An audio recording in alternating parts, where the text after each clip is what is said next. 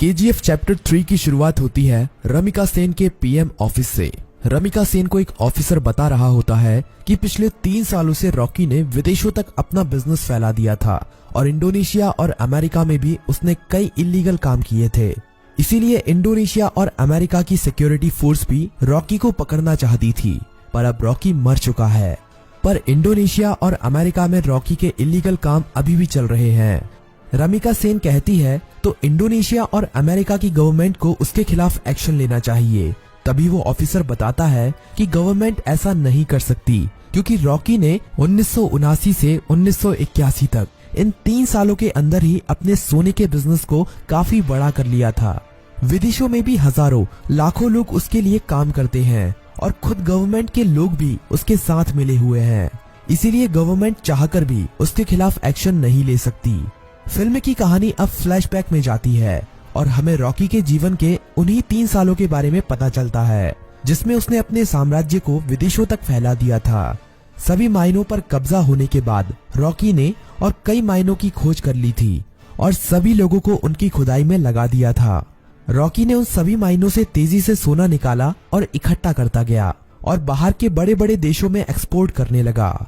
Rocky को विदेशों से काफी बड़े बड़े ऑर्डर आने लगे, जिनको पूरा करने के लिए उसने खुदाई को और तेज करवा दिया था।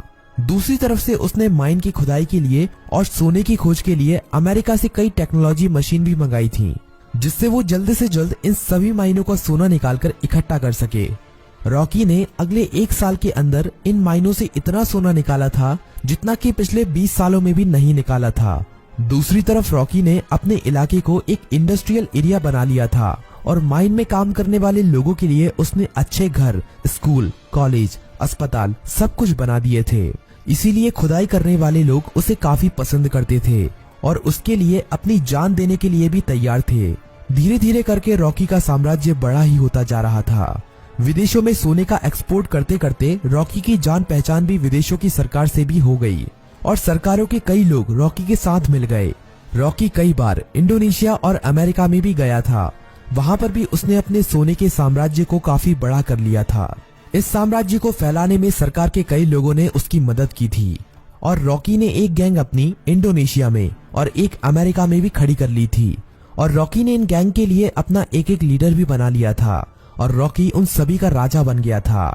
इस तरह से रॉकी ने अपने साम्राज्य को विदेशों तक फैला दिया था। अब कहानी फ्लैशबैक से बाहर आती है और हमें दिखाया जाता है कि जब रमिका सेन ने भारत में रॉकी के साम्राज्य को खत्म कर दिया था और रॉकी अपना सारा सोना लेकर समुद्र के बीच में चला गया था, वहां पर रॉकी ने इंडियन नेवी को खुद मैसेज करके उसे मारने के लिए कहा था। तब इंडियन नेवी ने रॉकी के शिप पर मिसाइल छोड़कर रॉकी को मार दिया था, पर रॉकी वहां पर मरा नहीं था। रॉकी का सारा सोना उसी समुद्र की गहराइयों में उसी जहाज में दफन है और रॉकी को अमेरिका के सबमरीन ने बचा लिया था। ये सबमरीन अमेरिका के एक बिजनेसमैन की थी, जिसे रॉकी ने उन 3 सालों के बीच में अपना पार्टनर बना लिया था। रॉकी अब अमेरिका में सबसे छुपकर रह रहा था और वो महीने में कभी कभी इंडिया भी किसी को फोन करता था कि केजीएफ का क्या हुआ, केजीएफ को ठीक होने में कितना समय लगेगा। अब कहानी इंडिया में शिफ्ट होती है और हमें दिखाया जाता है कि सलार केजीएफ के तबाह होने के बाद केजीएफ को दोबारा से खड़ा कर रहा है और जो लोग बच गए थे उन सभी लोगों के साथ मिलकर रॉकी के साम्राज्य को दोबारा से खड़े करने में लगा हुआ है। सलार ये सभी रमिका सेन से छुपाकर कर रहा है, पर बहुत जल्द रमिका सेन को भी इसके बारे में पता चलने वाला है। धीरे धीरे करके सलार रॉकी के साम्राज्य को दोबारा से खड़ा कर देता है और दोबारा से माइनों में खुदाई शुरू हो जाती है। अब सलार रॉकी को फोन करता है और कहता है, मालिक, हमने आपका साम्राज्य दोबारा से खड़ा कर दिया है। जिस तरह आपने कहा था, अब आपके लौटने का समय आ चुका है। रॉकी कहता है, सलार, तुम्हारे लिए मेरे पास एक काम और है। तुम्हें उस सोने को समुद्र से निकालना है जो हमने इतने सालों से वहां पर छुपा के रखा है। वो हमारी माइनों से ही निकला हुआ सोना है। इसे हमें किसी भी कीमत पर समुद्र से निकालना है। इस सोने की मदद से ही मैं दोबारा से भारत में अपने साम्राज्य को खड़ा करूंगा। सलार सोने को समुद्र से निकालने के काम में लग जाता है और इंडिया में अब एंट्री होती है रॉकी की। सलार अपने लोगों को कहता है कि मालिक कई सालों के बाद यहाँ पर पधार रहे हैं, उनके स्वागत में कोई भी कमी नहीं रहनी चाहिए। किसी को नहीं पता था कि ये मालिक कौन है। रॉकी अकेला ही अमेरिका से आ रहा होता है। केजीएफ में रॉकी का स्वागत धूमधाम से किया जाता है। सभी लोग रॉकी को देखकर हैरान थे, क्योंकि उन्हें लग रहा था कि रॉकी मर चुका है, लेकिन रॉकी तो अभी जिंदा है। रॉकी अपनी माइनों का काम देखने के बाद सीधा मिलना चाहता था रामिका सेन से। सलार कहता है कि हम भी उसके साथ चलेंगे, पर रॉकी कहता है कि नहीं, मैं अकेला ही मिलने जाऊंगा। रॉकी अकेला ही अपनी रोल्स रॉयल कार में जा रहा होता है। तभी नाके पर पुलिस उसे पकड़ लेती है। पुलिस वाले जानते नहीं हैं कि वो रॉकी है। वो रॉकी के पास लाइसेंस न होने की वजह से और ओवर स्पीडिंग होने की वजह से थाने ले जाती है।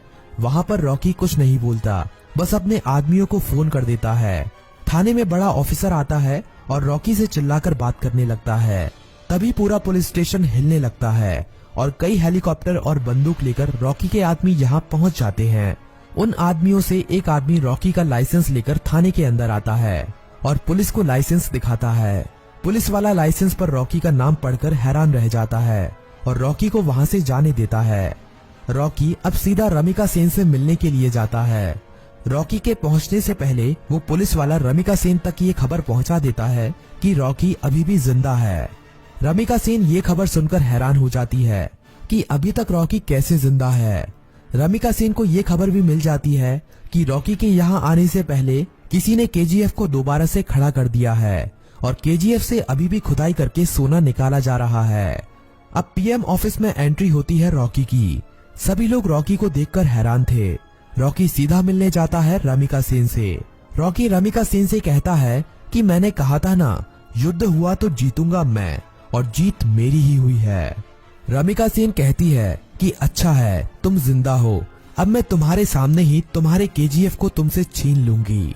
रॉकी कहता है कि उसकी नौबत ही नहीं आएगी। रमिका सेन रॉकी की इस बात को समझ नहीं पाती। तभी रॉकी वहाँ से चला जाता है। अगले कुछ ही दिनों में रॉकी रमिका सेन की सरकार गिरा देता है और सरकार में अपनी पार्टी को जिताकर अपने आदमी को प्रधानमंत्री बना देता है। रॉकी अब दोबारा रमिका सेन को फोन करता है और कहता है कि अब क्या करोगे, अब तो तुम्हारी सरकार भी नहीं रही। रमिका सेन कहती है कि अब मेरी जिंदगी का एक ही मकसद है, तुम्हारी मौत। रमिका सेन रॉकी के सभी दुश्मनों को इकट्ठा करती है। रमिका सेन इनायत खली से भी हाथ मिला लेती है और जितने भी रॉकी के देश विदेश में दुश्मन थे, सभी को इकट्ठा करके रॉकी को मारने का प्लान बनाती है। रॉकी को मार पाना आसान नहीं था। रॉकी जितना अकेला खतरनाक था, उससे ज्यादा खतरनाक उसके गैंग के लोग थे। रमिका सेन को इंडोनेशिया और अमेरिका की गवर्नमेंट से भी सपोर्ट मिलता है, लेकिन रॉकी जानता था कि रमिका सेन उसके केजीएफ को तबाह करने में अपना पूरा जी जान लगा देगी। रमिका सेन जानती थी कि रॉकी को उसके केजीएफ में घुसकर मार पाना अब काफी ज्यादा मुश्किल हो गया है, क्योंकि अब रॉकी ने अपने केजीएफ में मिसाइलों को रोकने के लिए अपने केजीएफ के चारों तरफ रडार सिस्टम और काउंटर मिसाइल रख दी हैं। अब अगर कोई भी उसके केजीएफ के अंदर घुसने की कोशिश करेगा तो वो मारा जाएगा। रमिका सेन जानती थी कि रॉकी को मारने के लिए उसको केजीएफ से बाहर निकालना पड़ेगा और अकेले रॉकी के मरते ही उसका सारा साम्राज्य खत्म हो जाएगा। इंडिया में अपनी गवर्नमेंट खड़ी करने के बाद इंडिया की गवर्नमेंट रॉकी के लिए एक काफी बड़ी पार्टी रखती है। इस पार्टी में विदेशों के बड़े बड़े बिजनेसमैन, बड़ी बड़ी गवर्नमेंट के लीडर आते हैं। रॉकी की सिक्योरिटी के लिए इस पार्टी में काफी ज्यादा सिक्योरिटी लगी हुई थी। रॉकी पार्टी में पहुंच जाता है। थोड़ा नाच गाना होने के बाद पार्टी में एंट्री होती है रमिका सेन की। रॉकी से थोड़ी बातचीत करने के बाद रमिका सेन कहती है कि अब समय आ गया है कि तुम्हारे साम्राज्य को यहीं पर खत्म कर दिया जाए। पर तभी रॉकी के चारों तरफ हजारों लोग उसके ऊपर बंदूक तानकर खड़े हो जाते हैं। रॉकी की खुद की गवर्नमेंट उसे धोखा दे देती है और विदेशों से आए हुए बिजनेसमैन भी उसकी मौत का तमाशा देखने के लिए वहां पर आए हुए थे। सभी विदेशों के बिजनेसमैन चाहते थे कि रॉकी की मौत होने के बाद वो केजीएफ पर कब्जा कर लेंगे और अपने बिजनेस को फैलाएंगे और ढेरों पैसा कमाएंगे। ये सब देखकर रॉकी खुद हैरान रह जाता है, पर रॉकी जानता था कि एक दिन उसकी मौत जरूर होगी, इसीलिए वो अपने आखिरी पल में भी निडर रहता है। रमिका सेन कहती है कि देखा, आखिर तुम्हारे लोगों ने ही तुम्हें धोखा दे दिया। इतना कहते ही सभी लोग रॉकी को गोलियों से भून देते हैं और रॉकी की मौत वहीं पर हो जाती है और फिल्म यहीं पर खत्म हो जाती है।